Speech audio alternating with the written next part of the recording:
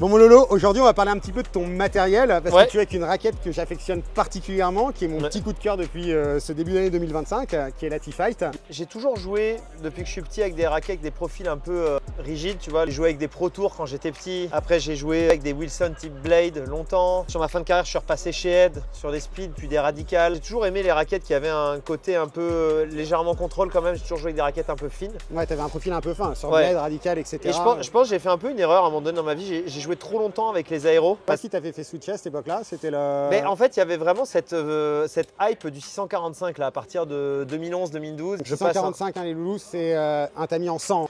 C'est 645 cm². Ouais.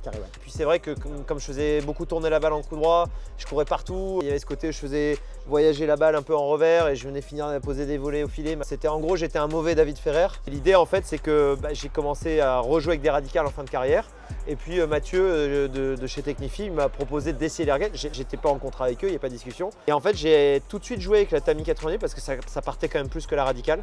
Il y avait plus d'énergie. Quand je reprenais la radicale, je trouvais que ça avançait pas. Bon, c'est une super raquette, hein, mais faut avoir du bras, du physique, faut envoyer quoi. C'est très exigeant. Et le truc, c'est que Mathieu de chez Technifibre, qui est responsable de la promo, il me dit écoute, j'ai pas la nouvelle 98 en rallongé, mais si tu veux, j'ai celle en Tamiya 100. Et il me l'envoie. Et franchement, je tape 10 minutes avec, je lui dis non, mais je vais pas repasser sur l'autre.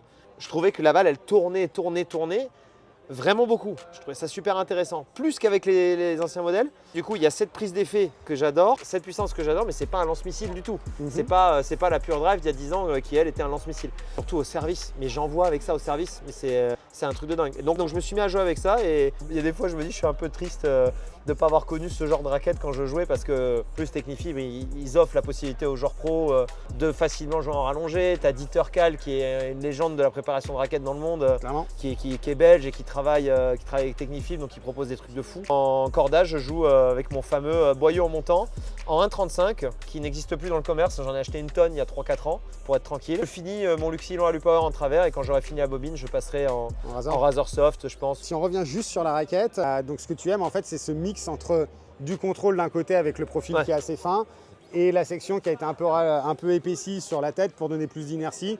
Et donc d'avoir en gros un bon mix entre inertie d'un côté et maniabilité de l'autre.